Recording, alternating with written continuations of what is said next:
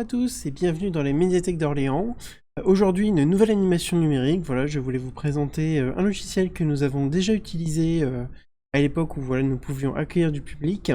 Ce logiciel, c'est Scratch. Donc voilà, c'est un petit logiciel qui permet de créer des faux jeux vidéo, mais ça, je vous expliquerai ça plus en détail. Mais en gros, qui permet en tout cas d'enseigner aux personnes débutantes voilà, quelques notions de code, quelques notions de game design, ce genre de choses sur un logiciel relativement accessible à tous. Voilà, donc on va vous faire une petite présentation tout de suite du logiciel et par le même temps, voilà, on va pouvoir décrire un petit peu à quoi cela sert. Donc Scratch, c'est un logiciel qui se trouve, enfin, ce n'est pas un logiciel qui se télécharge, voilà, ou qui s'installe. C'est un logiciel, voilà, qui se trouve sur Internet, qui fonctionne par Internet, et dont la fonction première, vraiment, c'est de créer des petits jeux, voilà, accessibles à tous et relativement simples à jouer et à créer. Donc voilà, par exemple, là, je suis sur la page d'accueil. Et simplement en cliquant sur le petit drapeau vert ici, on peut commencer à jouer au jeu. Alors, j'imagine que ça c'est retrouver un personnage. Le problème c'est que les instructions elles sont en polonais. Mais voilà. Bon, enfin typiquement, voilà le genre de jeu qu'on peut faire et où est-ce qu'on peut les trouver. Alors nous, on va s'intéresser plus précisément au logiciel en lui-même. Scratch donc c'est vraiment une version on va dire accessible à tous du code C ou du code C+, voilà, qui sont des codes très on va dire très faciles à trouver, très faciles à apprendre. Et ici on va retrouver en fait des traductions de ces codes en des petits encarts de différentes couleurs qui permettent en tout cas de comprendre assez facilement ce qu'on est en train de faire. Donc vous avez les encadrés bleu foncé, qui eux sont des actions de mouvement. Donc voilà, donc on peut dire par exemple à un objet de tourner sur lui-même, d'avancer, de tourner, de glisser, de s'orienter, etc. Vous avez les petits encarts violets qui permettent voilà, d'afficher des choses, comme par exemple dire bonjour, penser, donc ça, tout ça, c'est par exemple, c'est une bulle de dialogue, comme on voit par exemple sur les BD. Ici, vous avez pensé, donc là, c'est les petits nuages. Et vous avez également les costumes, donc les costumes qui sont les sprites. Et ça, on va y revenir juste après. On peut également changer les arrière-plans, on peut changer les tailles, enfin voilà, on peut vraiment faire plein de choses. Ici, vous avez les sons. Donc voilà, si vous avez des sons sur votre ordinateur que vous voulez utiliser par exemple pour créer un jeu, eh bien vous pouvez très simplement ajouter les sons sur le logiciel ici. Donc voilà, imaginons je veux rajouter un son, choisir un son, j'ai juste à cliquer ici et j'ajoute un petit son. Et ici, bah, par exemple, on peut mettre un petit encart et ça jouera le son qu'on désire ajouter. Ici, vous avez les événements. Donc souvent, c'est par exemple, bah, on parlait tout à l'heure pour comment lancer un jeu.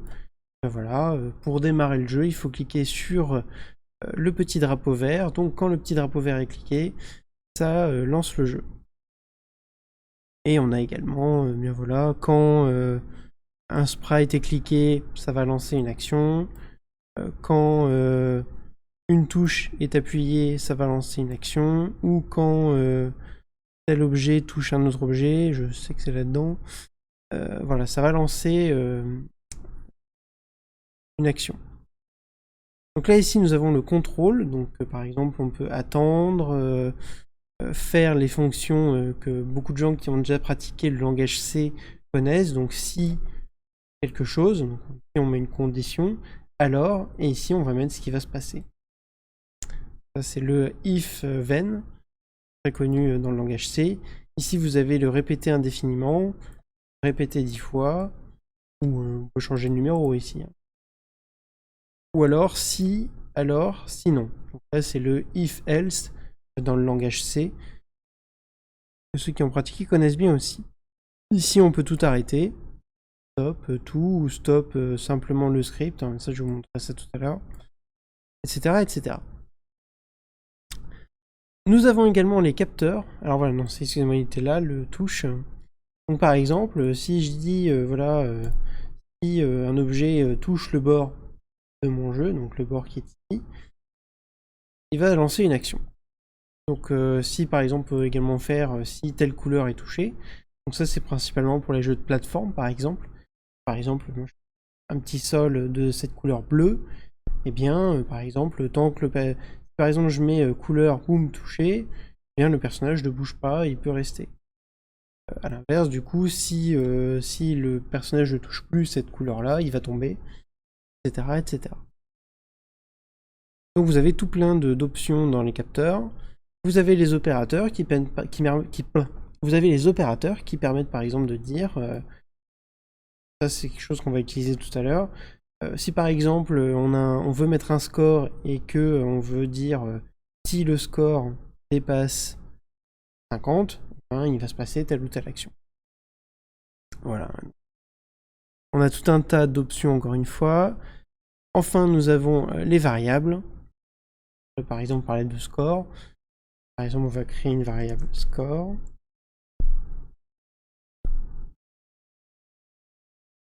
Et donc, si je commence ma variable à 0, et ici, par exemple, on pourra mettre si, imaginons, si on met une condition, si un objet touche un panier, alors on va ajouter 1 à score. Voilà, par exemple. Score qui s'affiche ici. Donc voilà. Donc tout ça, c'est des petites choses voilà, qu'il faut maîtriser. Et je suis là justement pour vous les montrer. Alors, avant de commencer, donc petite chose, donc pour faire cet atelier, voilà, je me suis renseigné avec des tutos. Voilà, vous avez plein de tutos sur YouTube. Vous avez plein de tutos, même dans Scratch lui-même et dans d'autres sites internet. Donc voilà, donc je mettrai dans la description et sur le post Facebook les tutos que j'ai regardés et que vous pourrez retrouver facilement. Mais ici, on n'est pas là pour faire un tuto, on est là pour vous présenter un petit peu Scratch et vous montrer ce qu'on est capable de faire avec des explications les plus complètes possibles. Donc là, vous voyez, on a déjà un environnement ici. C'est parce que j'ai repris un décor qui a été créé par Professeur Scratch, donc qui fait des vidéos tutoriels sur Scratch, et qui propose ce petit décor très sympathique de Pong. Alors l'avantage, c'est que ça permet de distribuer déjà certaines petites choses pour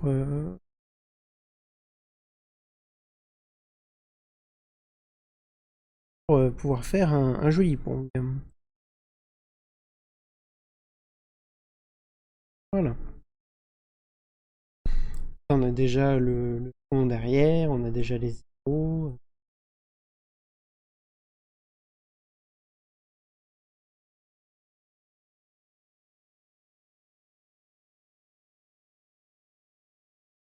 Caché.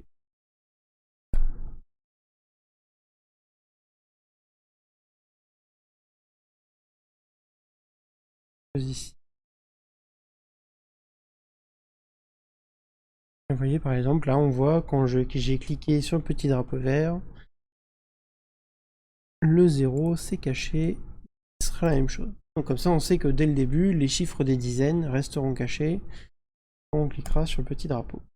Voilà. Je vais vous demander un petit instant.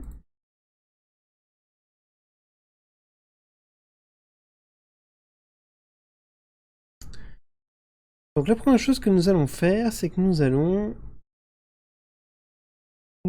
créer notre joueur 1. Alors, le joueur 1, vous avez été entouré immédiatement. Cette petite barre là. Alors oui, j'ai pas expliqué ce que c'était Pong, excusez-moi. Pong, c'est l'un des premiers grands jeux vidéo qui a été commercialisé, qui est très bien marché. Le principe est relativement simple, c'est un jeu de tennis, hein, en gros, grosso modo. Vous avez votre raquette ici, la raquette de votre rival juste en face, Et l'idée simplement, c'est qu'une balle va être lancée depuis le centre, va arriver sur votre raquette, et l'idée c'est de la faire rebondir vers l'endroit où ne se trouve pas votre rival pour gagner un point. Ça, c'est un des jeux voilà, qui a marqué l'histoire du jeu vidéo, qui a vraiment lancé l'industrie du jeu vidéo. Alors il y a toute une histoire autour de comment il a été développé, comment un commercial se l'est approprié pour devenir riche, etc. Enfin, il y a toute une histoire autour de Pong. Mais voilà, à retenir, c'est un des plus grands jeux vidéo, un des premiers grands jeux vidéo de l'histoire. Donc nous sommes ici pour reproduire un petit peu ce jeu. Donc nous allons commencer avec notre raquette de gauche qui est le joueur 1 et on va commencer à regarder comment on peut l'animer. Donc tout commence avec un petit drapeau. Voilà. Quand le drapeau est cliqué, le jeu démarre. On va dire ici, sachant qu'on l'a déjà sélectionné, hein, donc il n'y a pas besoin de le resélectionner. Mais du coup, quand on appuie sur le drapeau, on demande à ce que le petit trait ici qui nous sert de raquette soit à cet endroit-là. Moins 212,16 et on sait que dès qu'on cliquera sur le drapeau, il sera positionné au bon endroit. Ensuite, nous allons mettre un si que nous avons vu tout à l'heure.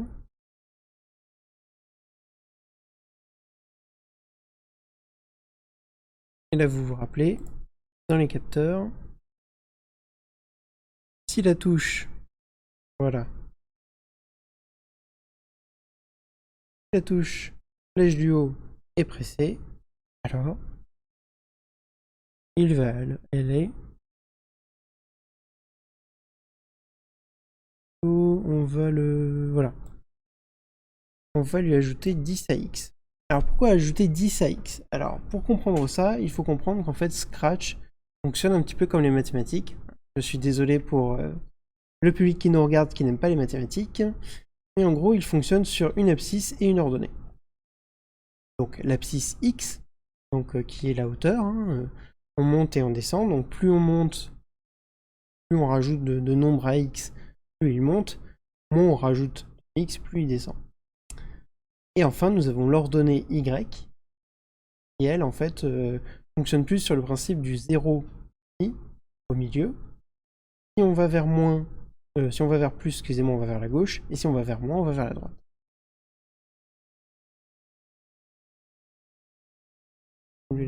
Non, excusez-moi, j'ai confondu les deux. C'est x qui est notre abscisse et y notre ordonnée, excusez-moi. À ce moment-là, c'est pas ça qu'on veut. On veut 10 à y, et à ce moment-là, c'est vers le haut. On va tester tout de suite. Ah non, attendez. Avant,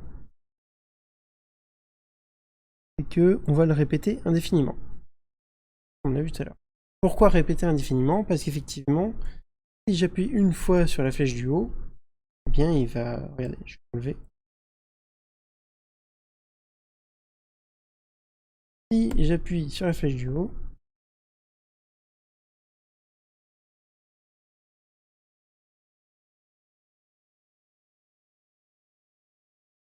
ça marche.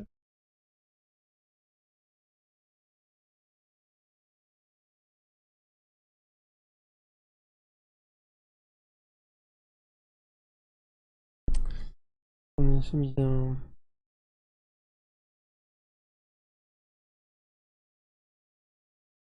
Bon.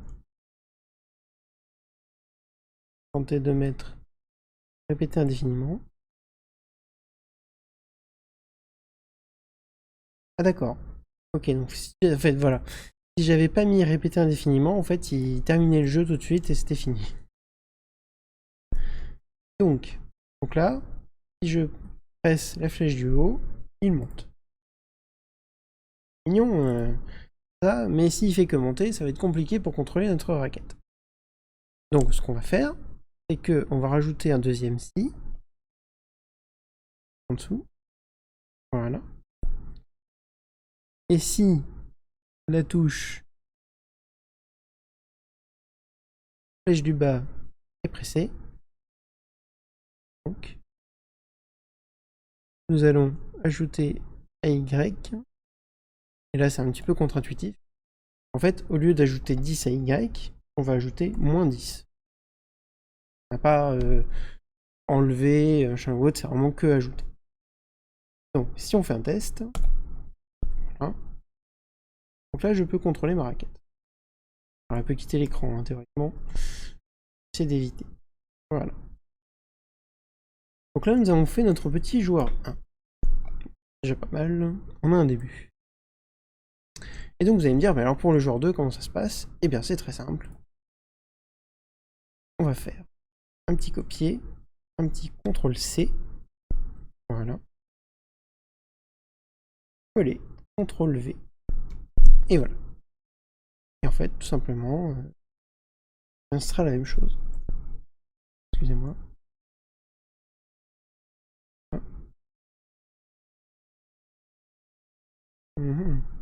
Ah oui, excusez-moi. C'est de ma faute, c'est de ma faute.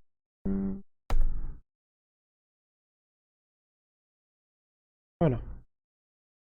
Et donc là, comme vous voyez, comme j'ai assigné la même touche aux deux rectangles, bien les deux rectangles bougent de la même endroit. Si par contre, on veut vraiment pouvoir jouer à deux, souvent Pong c'est un jeu qui se joue à deux, on va dire que le joueur 1, au lieu que ce soit flèche du haut ou flèche du bas, c'est-à-dire qu'on va la touche Z, hein, la touche A, la touche A, elle est vraiment loin la touche A, la touche A, si on veut non, touche Q. Et donc, si je fais un test, là je touche A, Q, là je touche flèche du haut, flèche du bas. Donc ça me permet de jouer tout seul comme un grand. Voilà. Donc nous avons nos deux joueurs qui ont été définis. Ensuite, une fois que nos deux joueurs ont été faits, nous allons nous occuper de la balle.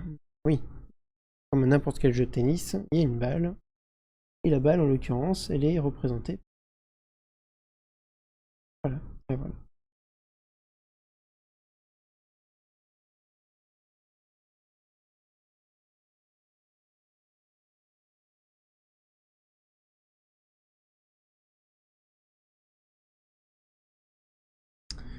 Donc la balle là que je viens de montrer, qui est ici, eh bien on va lui apprendre à se mouvoir de manière aléatoire et pouvoir rebondir sur nos raquettes. Donc à ce moment-là, on revient comme toujours à un petit drapeau pour dire voilà, dès qu'on lance le jeu, que se passe-t-il? Nous allons lui dire de se cacher en début de jeu, simplement. Là, on ne veut pas que la balle apparaisse tout de suite, hein, normal. Et je vous ai montré tout à l'heure les petits contrôles. On va lui dire d'attendre une petite seconde avant de commencer à partir. Pourquoi? Parce que si on ne lui demande pas d'attendre, en fait, simplement, elle va partir tout de suite. Si on n'est pas prêt, ça va pas le faire. On va lui dire d'aller à tout de suite X et Y 0. Alors 0 pour X et Y, ça veut dire qu'il apparaît vraiment au milieu. Ça, pour vous montrer, il faudra qu'on continue, qu'on aille un petit peu plus loin. Parce que sinon, on ne va pas se rendre compte de pourquoi mettre à 0. Donc, maintenant qu'elle a été cachée, on attend une seconde et qu'elle s'est mise au bon endroit, maintenant on va pouvoir la montrer. Voilà. À ce moment-là, on va lui dire orienter. Donc nous allons sur opérateur. Et ici, on va lui dire de ça. Je ne le vois pas. Pourquoi je ne le vois pas? Ah non, excusez-moi. Je me suis trompé. Mouvement. Orienter. Voilà. On va lui dire de s'orienter.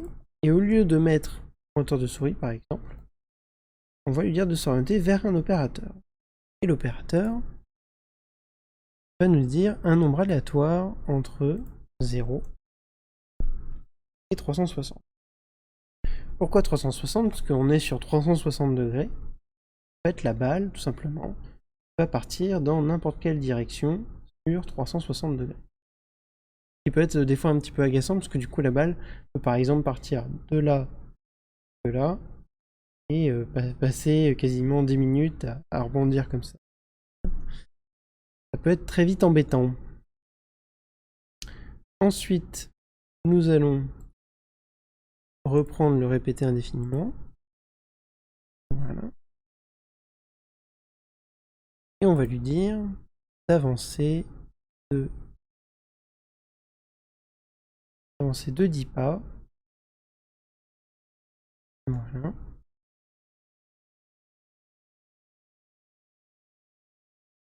Et de rebondir, on l'avait vu tout à l'heure, de rebondir si le bord est atteint. Donc, que se passe-t-il si on lance? Là, vous voyez, notre balle, elle est partie du centre, elle est partie rebondir sur les bords, et notre idée maintenant, ça va être de la faire rebondir sur nos petites raies.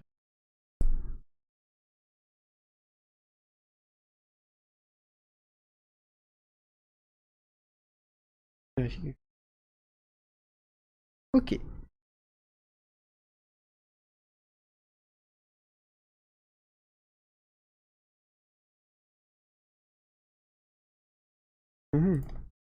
Il faudra qu'on regarde ça. Maintenant, nous voulons donc que la balle touche le joueur 1. En fait, on veut que la balle arrive dans n'importe quel sens, et nous, notre idée, c'est qu'on va bouger la raquette pour que la balle rebondisse et reparte vers le côté de notre adversaire, comme au tennis, tout simplement. Donc à ce moment-là, on va reprendre ainsi. Contrôle. I. Donc là, on va dire si la balle touche 1, alors on veut qu'elle s'oriente vers... Et là, il faut mettre un opérateur.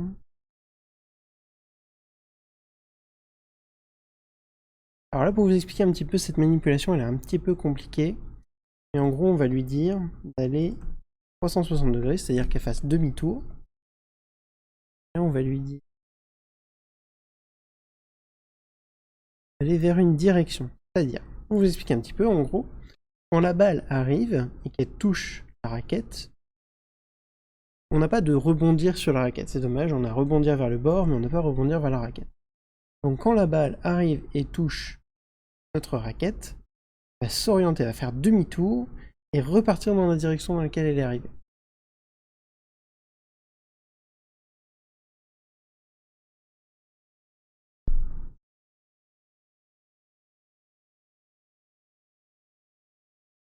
Nous allons mettre I.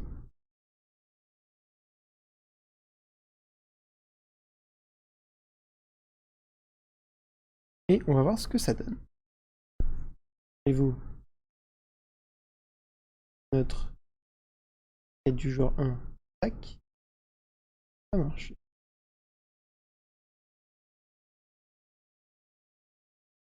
Ah voilà, j'ai trouvé. En fait, c'est pas cette fonction-là. On l'a. Ah ouais, parce que moi, quand je me suis entraîné, moi, c'était s'orienter en direction de. S'orienter à. Ça revient au même, hein, vous me direz. Ensuite, donc 360, comme on a dit tout à l'heure, donc elle fait demi-tour. Et on lui dit d'aller à l'envers, donc aller dans une autre direction. Donc là, bien.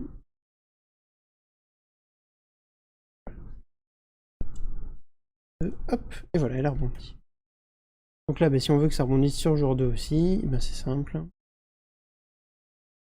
Comme toujours, CTRL-C. Excusez-moi, je dis une bêtise.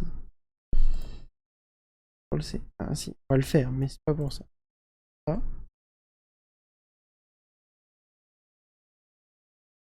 Voilà. Donc si je touche le jour 1, Fini tour. Et si elle touche le 2, fini. Donc là, si on essaye, joueur 1. Hop là. Tac. 1. Et non. Pas voulu. Ah oui, je sais.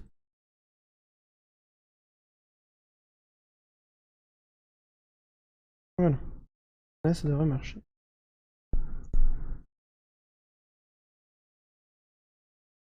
Voilà. Donc notre balle rebondit bien sur les bords et rebondit bien sur nos raquettes. Alors vous allez me dire, bah, c'est bien beau, là, on fait rebondir sur la raquette, donc le jeu fonctionne, on peut s'arrêter là. Eh bien non, parce que c'est pas aussi simple. Maintenant qu'on a mis nos raquettes, eh bien nous aimerions bien avoir un score. Bah oui, parce que à quoi ça sert de faire un jeu pour 2 joueurs si on peut pas mettre de score. Donc on va dire à la balle, si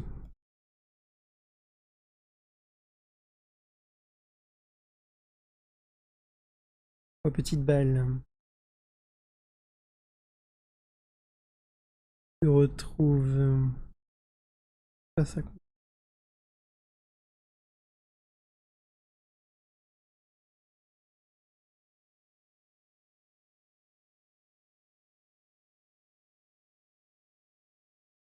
Voilà.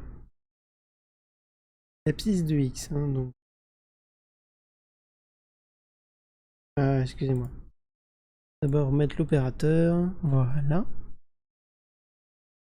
Donc sachant que X, donc le X, le 0 est ici, le moins va par là, plus va par là. Ici la balle est de ce côté-là, et on est à moins 57. Donc, si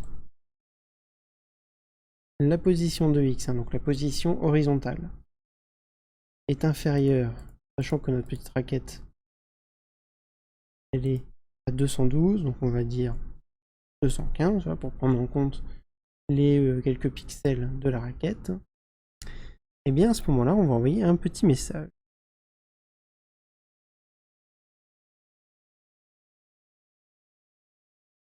Oui, le message point joueur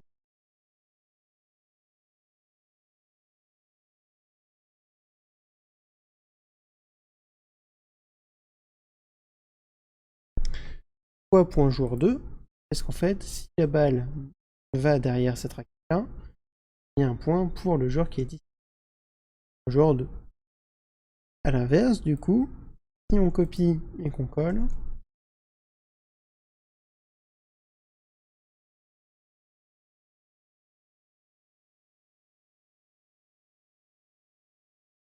si on dit notre opérateur, on le change, on veut plus de lui.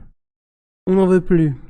Si on veut par contre que ce soit un point pour le joueur 1, et plus 215 pour le petit.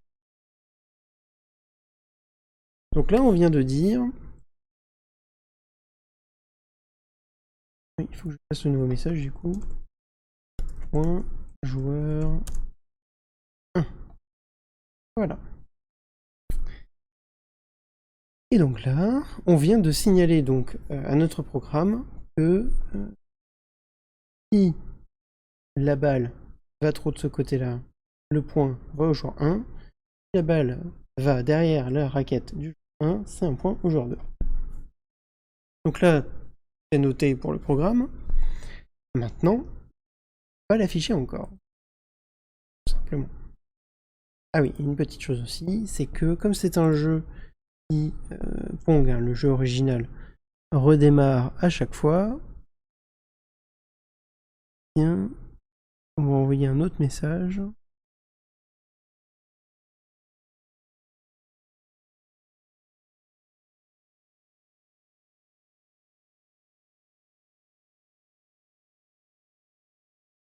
Et le message recommencer.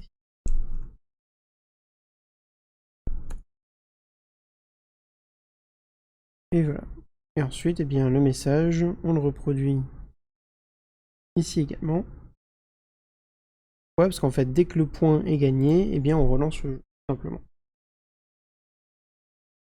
Donc voilà, donc là on est à peu près reparti comme il faut. Donc voilà, si on teste, vous allez voir. Pas exprès de perdre. Normal, on n'a pas vu le restart. C'est normal. Ça, c'est quelque chose qu'on fera tout à l'heure. Ensuite, nous allons aller ici sur le 0 qui est là. En fait, c'est pas le 0 c'est le 0 des chiffres. Donc, événement, quand on a cliqué sur le petit drapeau, on passe au costume, vous allez voir.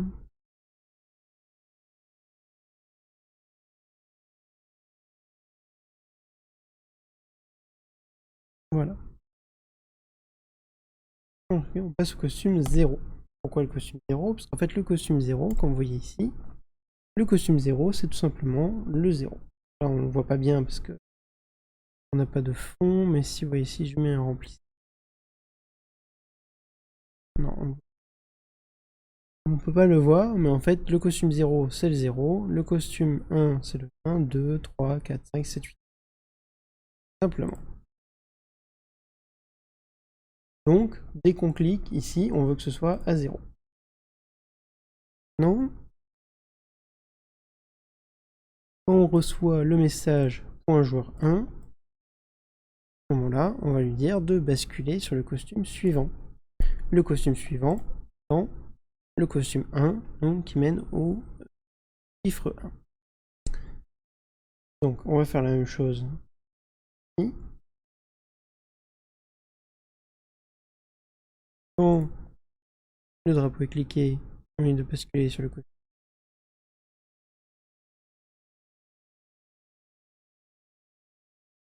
Le costume 0. Et on reçoit le message .joueur 2, on lui dit de basculer sur le costume suivant. Donc là, on va tester, voir ce que ça donne.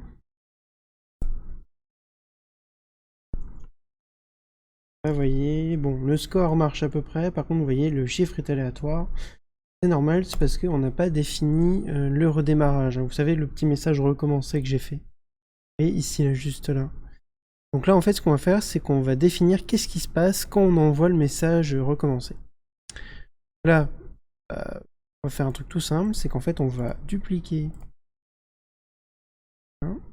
Voilà. Et on va dire, quand je reçois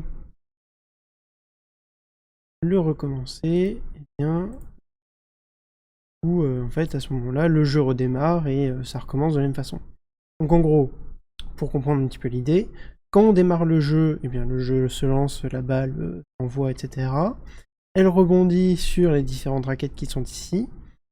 Et ici, quand on marque un point, c'est-à-dire quand la balle passe derrière la raquette, on envoie le message à tous .joueur pour augmenter le score. Et on envoie le message recommencer qui permet de lancer ce script-là. Alors le problème, c'est que si on laisse là comme ça, vous allez voir, on va avoir un petit bug. C'est toujours la même chose, même si le jeu redémarre bien. C'est pas parfait, c'est pas ça qu'on veut. Du coup, ce qu'il faut faire, tout simplement, c'est arrêter ce script-là. Parce qu'en fait, c'est lui en fait qui provoque ce bug. Donc on va arrêter. En fait, en gros, dès que le message recommencer commence celui-là, du coup, on l'arrête. Même chose ici. Hop. Hop. Vous allez voir. Fonctionner. Ce que je vais faire, c'est que quand on marque un point, plutôt que d'attendre une seconde à chaque fois qu'on a marqué un point, on va faire redémarrer tout de suite. Voilà. Et donc là maintenant, voilà. Là on a marqué un point.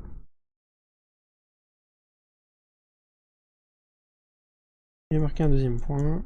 Et donc là, je vais faire gagner le joueur 1 pour que vous voyez. Donc pour l'instant, tout va bien dans le meilleur des mondes.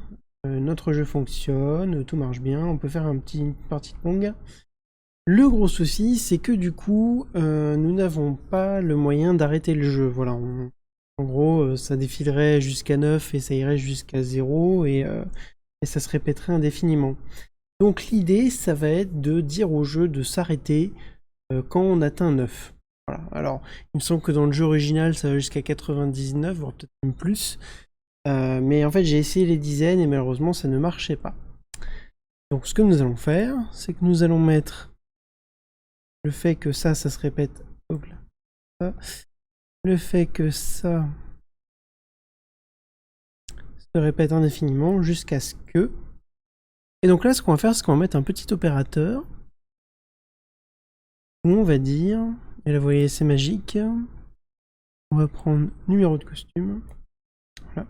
Et en fait, le numéro de costume, c'est pas les numéros, les chiffres, costume 0 ou autre, c'est le petit 1 qui est juste là. Donc l'idée, c'est de dire que quand on revient à 0, voilà, à ce moment-là, on va mettre un si. Donc si la condition est remplie, hein, donc on va la refaire, on va refaire la même chose, c'est plus sécurisé. Si le numéro du costume est égal à 1, bien à ce moment-là, on envoie un petit message, c'est dans apparence, on va dire bonjour, hein. On va dire vainqueur joueur 1 pendant 2 secondes, et ensuite on arrête tout. Et voilà. Donc là c'est très simple, on reproduit la même chose ici. Au lieu de mettre jour 1, on met jour 2. Si on met pas vainqueur jour 1, on met vainqueur jour 2. Et c'est tout, il me semble. Donc là, on va tester.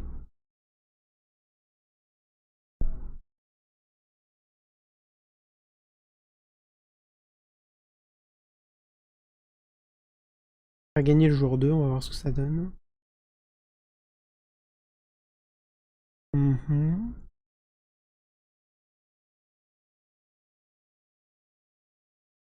Hop là. Je fais rebondir. On veut que le joueur 2 il gagne. Et voilà. Alors on n'a pas eu le message, je sais pas pourquoi. Si on le met ici.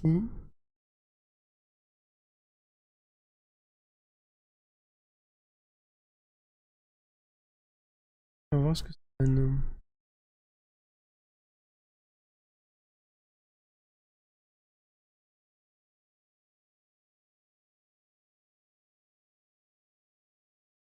En fait, au lieu de jouer au tennis, je suis en train d'éviter la balle.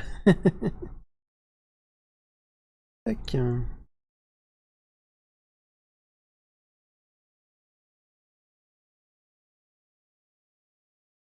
On va tester si tout s'arrête bien.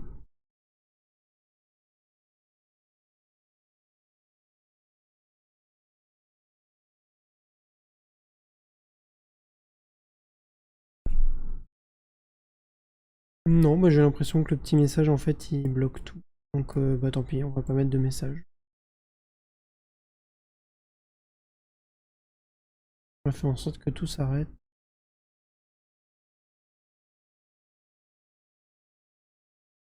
Et voilà. Et donc là à ce moment-là, le jeu se termine quand on a dépassé 9. Voilà, et ben écoutez, j'espère que cette petite animation, voilà, j'aurais voulu faire plus, mais en fait, Pong, ne serait-ce que faire Pong, c'est déjà très chronophage, hein. Je vous invite à vous entraîner, voilà, à mettre vos compétences dans Scratch et à vous amuser, hein. Donc voilà, donc là, j'ai utilisé un décor, voilà, que vous pourrez retrouver en description. Mais vous pouvez très bien utiliser vos propres créations. Vous avez même un système de score qui est là dans les variables. Voilà, vous pouvez créer une variable, par exemple une variable score, comme on disait tout à l'heure. Et ensuite, après, jouer avec la variable. Et j'utilise, hein, 6 scores, machin. Vous pouvez après rajouter plein de conditions, vous pouvez faire plein de choses. Et c'est un jeu où vous pouvez faire énormément de jeux différents. Vous pouvez faire Pong, vous pouvez faire des casse-briques, vous pouvez faire un jeu où il faut attraper des fruits, vous pouvez faire un jeu du chat et de la souris, vous pouvez même faire des jeux de zombies si vous en avez envie.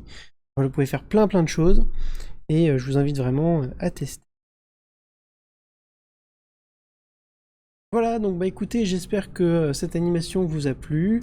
Je vous retrouverai très bientôt pour une nouvelle animation. Voilà, en vous souhaitant une bonne journée. Au revoir.